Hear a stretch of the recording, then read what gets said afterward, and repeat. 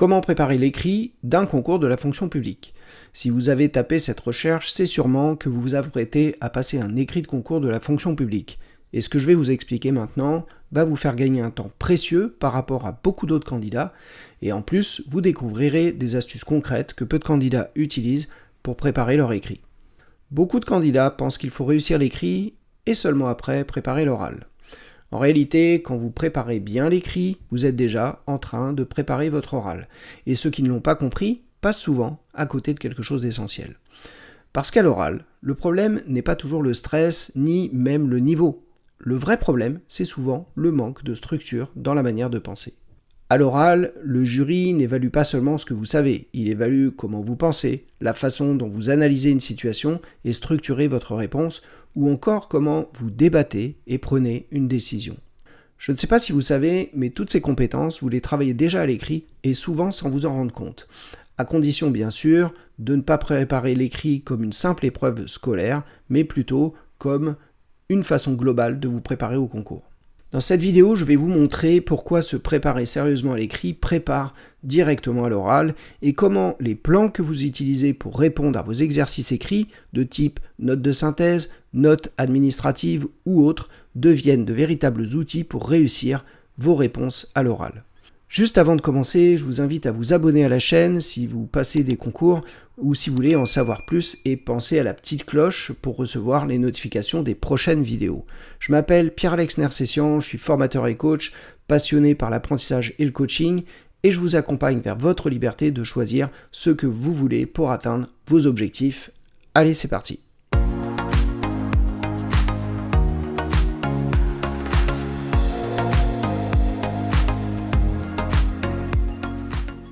L'erreur la plus fréquente que je rencontre chez les candidats, c'est de considérer l'écrit et l'oral comme deux épreuves totalement indépendantes. Beaucoup se disent « je me concentre d'abord sur l'écrit et si je réussis, je préparerai l'oral à ce moment-là ». Sur le papier, ça paraît logique, mais en réalité, c'est une erreur stratégique. En faisant ça, vous préparez l'écrit comme une simple étape à franchir et sans jamais vous projeter dans l'objectif final qui est pourtant clair, tenir un poste, exercer une fonction et assumer des responsabilités. Résultat, des candidats très compétents, qui ont travaillé, qui ont appris, qui ont des connaissances solides, se retrouvent bloqués face au jury.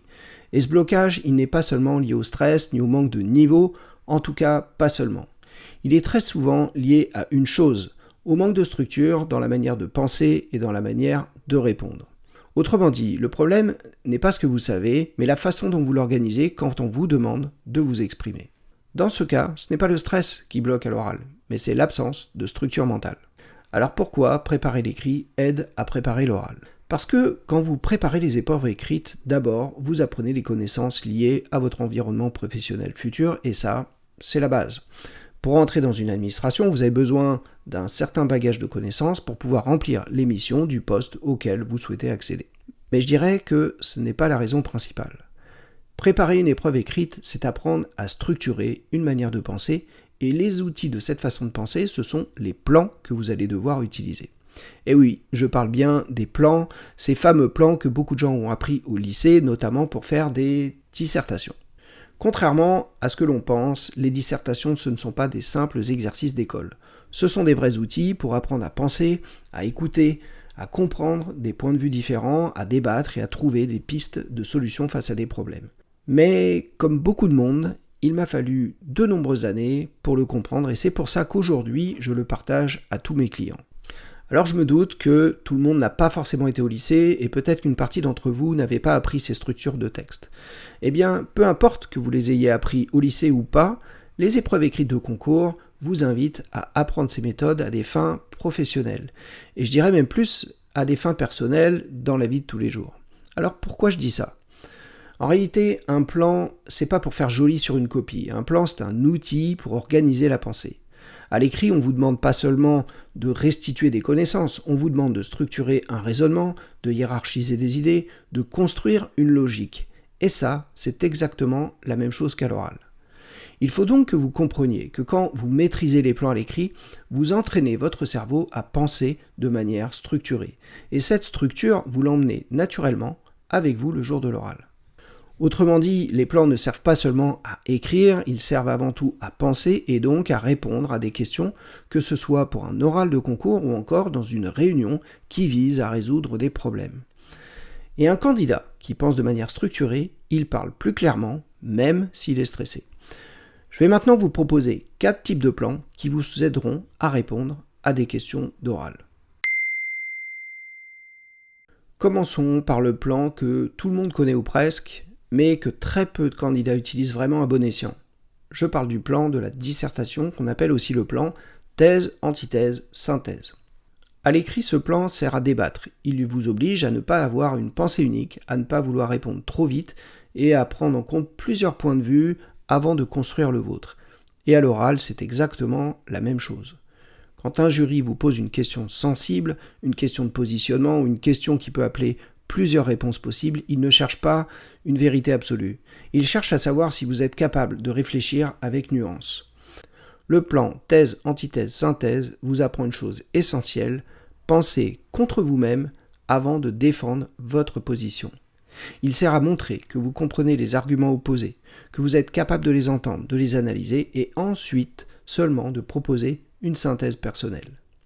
La thèse, c'est le point de vue de celui qui parle et il faut avant tout considérer que cette personne a raison de dire ce qu'elle dit en fonction de son point de vue. C'est sa façon de voir les choses. C'est un effort que l'on doit faire d'écoute et de compréhension.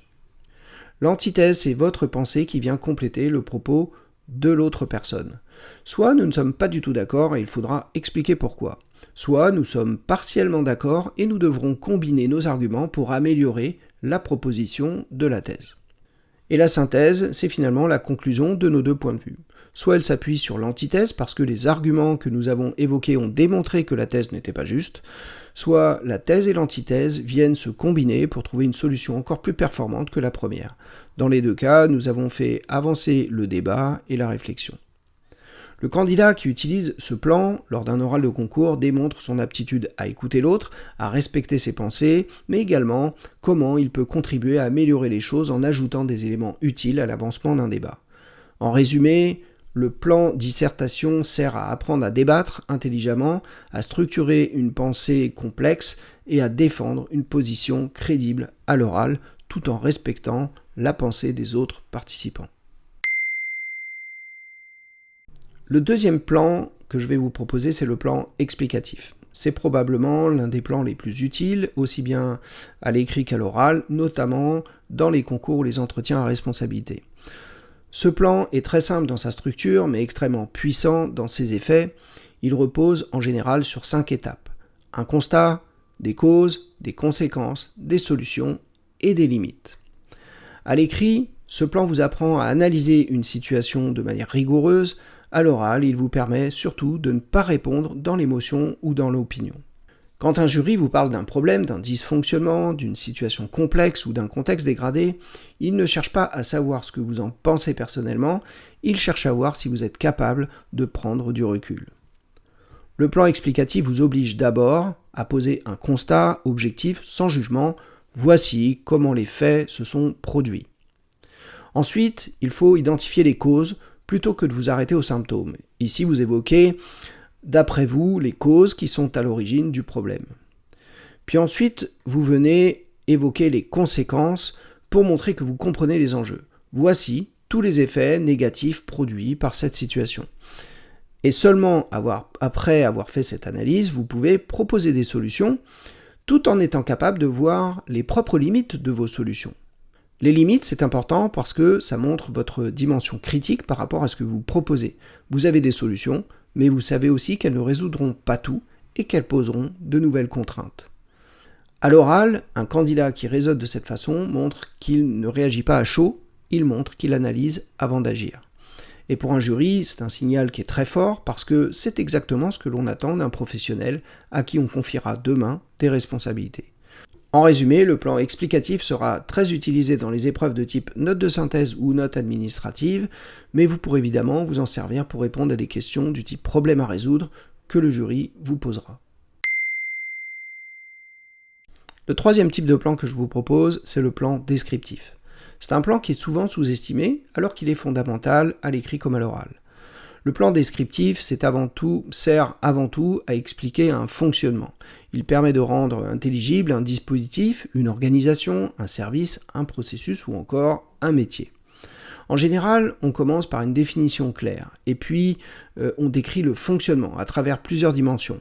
Dimensions humaines, techniques, organisationnelles, économiques, sociales, selon le sujet et le contexte. À l'écrit, ce plan vous apprend à structurer une explication. À l'oral, il vous permet surtout de montrer que vous comprenez l'environnement professionnel dans lequel vous souhaitez évoluer. Quand un jury vous demande d'expliquer comment fonctionne un service, une procédure ou un dispositif, il cherche à voir si vous êtes capable de mettre des mots clairs sur une réalité complexe, et le plan descriptif vous oblige à organiser votre propos, à aller à l'essentiel et à rendre votre discours lisible pour votre interlocuteur.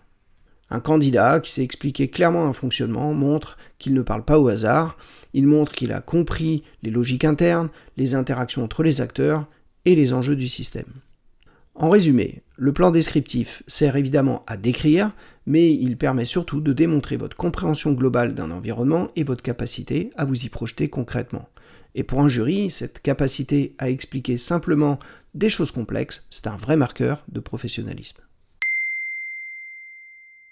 Le dernier plan que je souhaite vous présenter, c'est le plan comparatif. C'est un plan qui est particulièrement intéressant parce qu'il est directement lié à la prise de décision. Le plan comparatif, il consiste à mettre en regard deux modes de fonctionnement, deux options, deux organisations, deux choix possibles. Il ne s'agit pas simplement de les décrire, mais de les analyser pour pouvoir les hiérarchiser.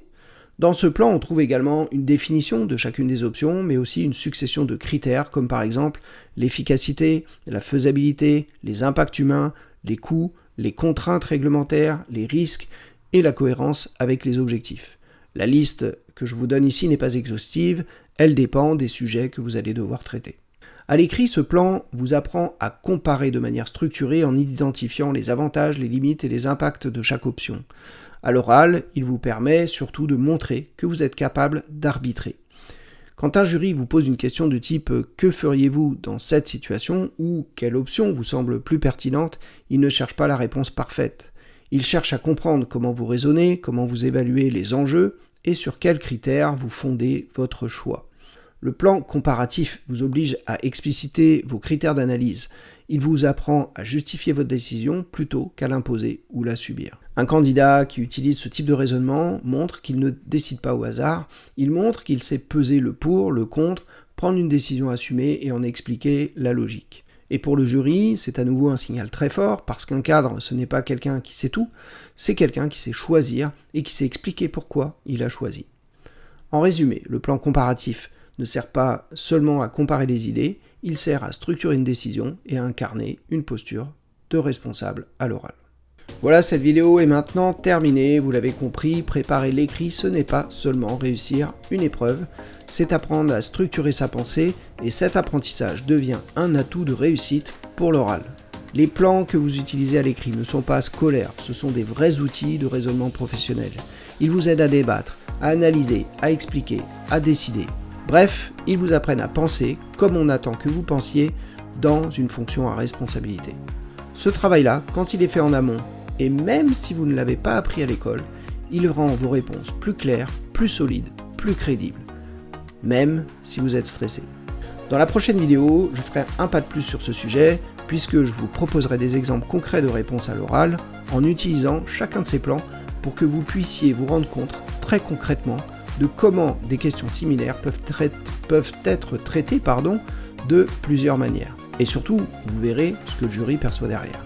Abonnez-vous pour ne pas rater cette prochaine vidéo et en plus si vous préparez un concours ou un entretien, vous êtes clairement au bon endroit. Si cette vidéo vous a été utile, pensez à la liker, ça permet à YouTube de la proposer à d'autres personnes qui se posent exactement les mêmes questions que vous. Et dites-moi en commentaire quelle partie de cette vidéo vous a le plus parlé aujourd'hui, l'écrit, l'oral ou le lien entre les deux. C'est le moment de se dire au revoir, prenez soin de vous et à très bientôt.